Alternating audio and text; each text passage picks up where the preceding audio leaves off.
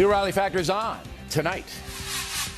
No, this shutdown is not about deficits. It's not about budgets. This shutdown is about rolling back the Affordable Care Act. This, more than anything else, seems to be what the Republican Party stands for these days. My view, and the view of a great many Republicans, is that Obamacare is a disaster, a train wreck, a nightmare. It is now very personal in the Obamacare debate as the government is halted. Will anyone compromise? Senator Ted Cruz will be here tonight. Hi, I'm Bill O'Reilly. Thanks for watching us tonight. United States government shut down. That is the subject of this evening's Talking Points memo. The two sides are digging in.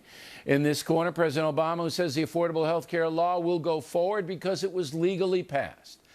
In the other corner, Speaker of the House John Boehner and the Republicans who say the law is chaotic and mandatory sign-up should be delayed by 1 year. And if that doesn't happen, the House will not pass a resolution to fund the government, thus the shutdown. At this point, neither side is compromising. A new poll by NBC is interesting. In it, the country is evenly divided at 49% over whether folks are confused by Obamacare or not. When asked if they are enthusiastic about it, just 24% say yes, 73% say no.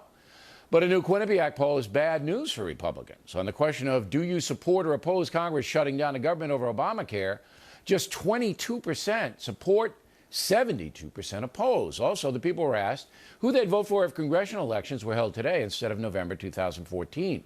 34% said they'd vote Republican, 43% Democrat. Now, some pundits believe that number reflects how the Obamacare government shutdown mess is being reported.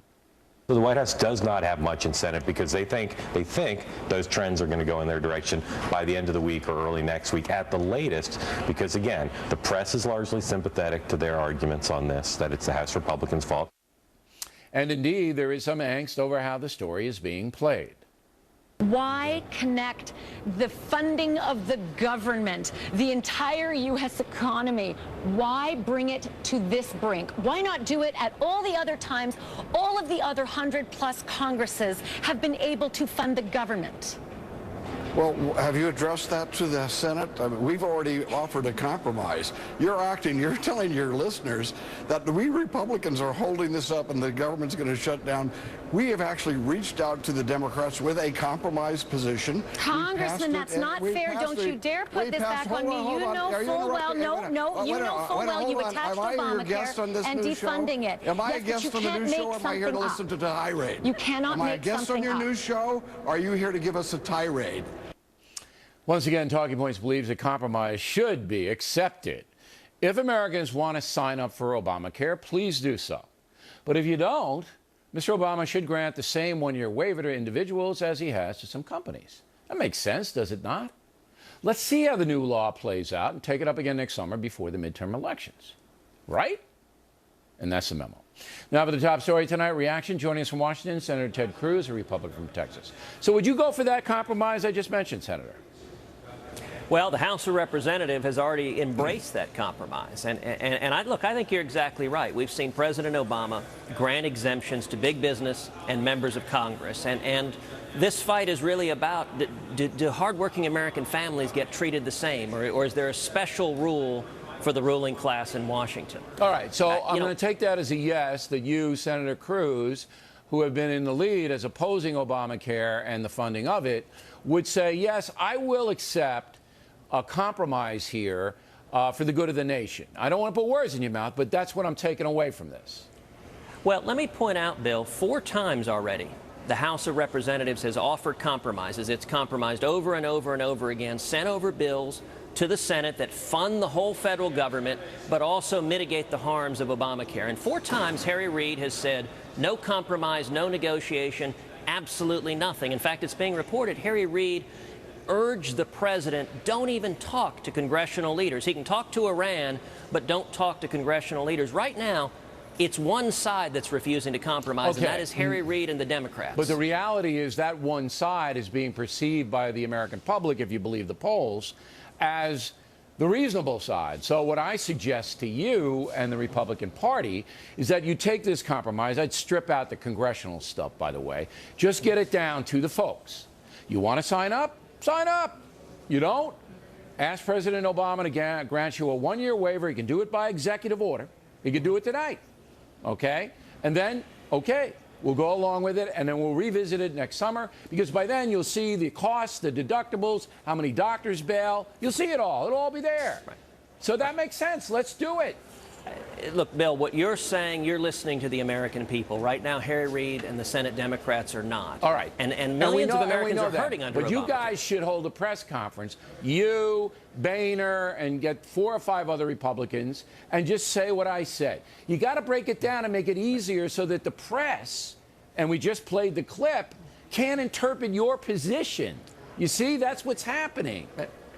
But look, the press is always going to repeat the White House's talking points. That's what the mainstream media does. Look, the last thing the House passed was virtually identical to what you just said, and all 54 Democrats said, no, we're not going to treat hardworking Americans the same as big business and members of Congress. But you got to sell it, Senator. You got to sell it to the folks who are watching football, dancing, singing, juggling, texting a little. You got to sell it, or the polls will go against you. And that's the reality of the country in which we live. Yeah. Bill, let me point out something that in the interim, while this plays out, that we can and should be doing in terms of bipartisan cooperation. Yesterday, the Senate unanimously approved a bill the House had passed to say we should pay our military, regardless of what happens in a shutdown. That was the right thing to do. I praised Harry Reid on the Senate floor for not objecting, for allowing that to happen.